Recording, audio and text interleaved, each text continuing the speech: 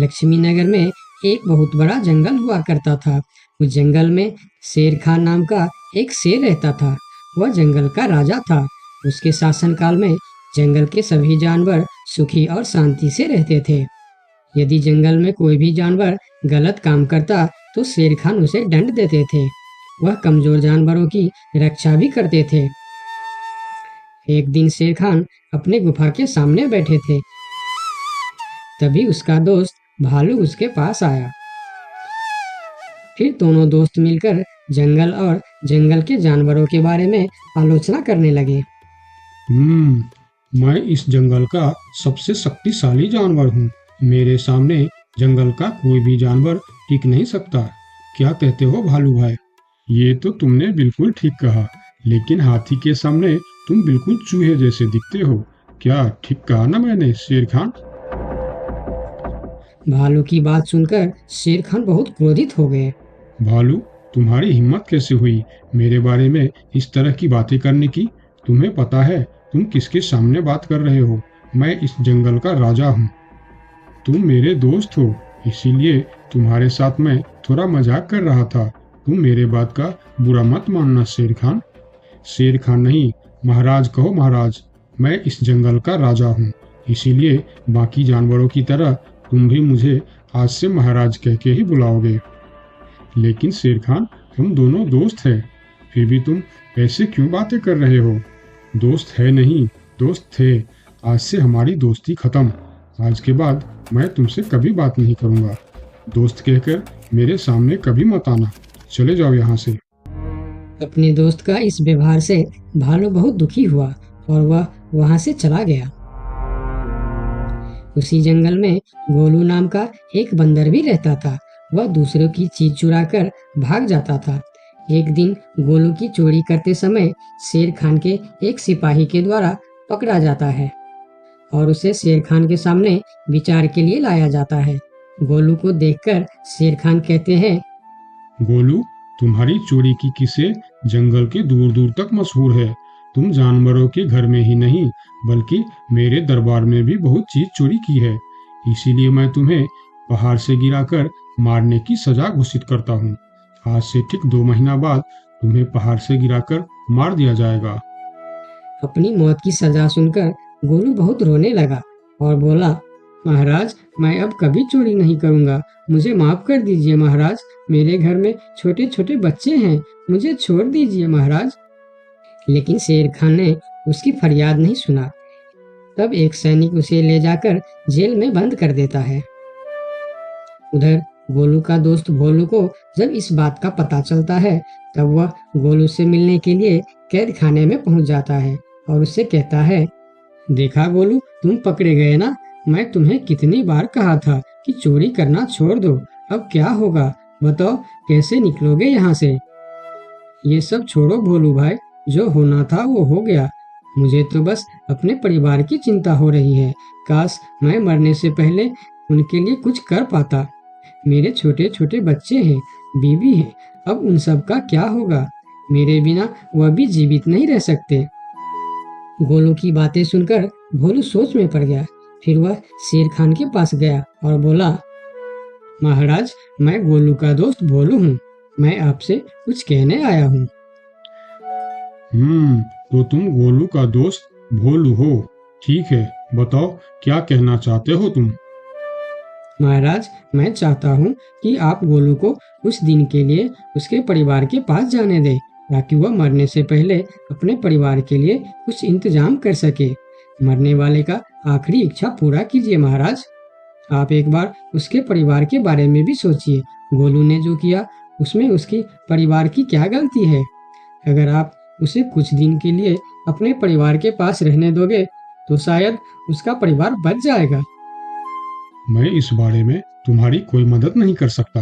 अगर अपने परिवार से मिलने के बहाने गोलू भाग गया तो मैं किसको सजा दूंगा? शेर खान की बात सुनकर भोलू थोड़ा सोच में पड़ गया। फिर बोला, तो ठीक है महाराज, आप गोलू को छोड़ दीजिए। जब तक गोलू वापस नहीं आ जाता मैं उसकी जगह कैद खाने में रहूंगा। और अगर वो कभी वापस नहीं आया तो क्या तुम उसके हिस्से की मौत की सजा भी लोगे? थोड़ा सोचकर बताओ। हाँ महाराज, मैं इसके लिए भी तैयार हूँ। भोलू की बात मानकर शेर खान ने गोलू को कैद से निकालकर भोलू को कैद खाने में डलवा दिया।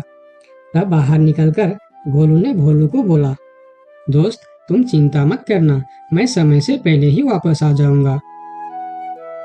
ऐसा कहकर गोलू वहां से चला गया और भोलू गोलू की जगह कैद खाने में रहने लगा। इस तरह बहुत दिन बीत गया, लेकिन गोलू वापस नहीं आया। तब एक दिन शेर खान भोलू के पास आया। देखा बंदर, मैंने कहा था ना गोलू वापस नहीं आएगा।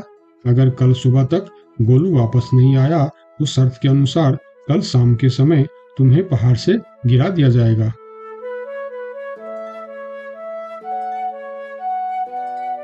अगले दिन भी जब गोलू वापस नहीं आया, तब शेर खान और उनके सैनिक भोलू को लेकर पहाड़ के किनारे पर गए।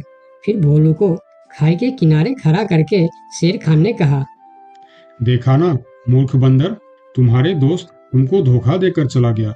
अब तुम मरने के लिए तैयार हो जाओ। लेकिन इस बार भी गोलू नहीं डरा और बोला, कोई बात नहीं महाराज, मैं अपने दोस्त के लिए मरने के लिए भी तैयार हूँ। मैं यह जानकर बहुत खुश हूँ कि मेरा दोस्त अपने परिवार के साथ खुश है। मेरे आगे पीछे और कोई नहीं है, मैं तैयार हूँ महाराज। शेर खान और भोलू के बीच बातचीत चल ही रही थी कि तभी थोड़ी दूर पर गोलू उनके और आता हुआ दिखाई दिया।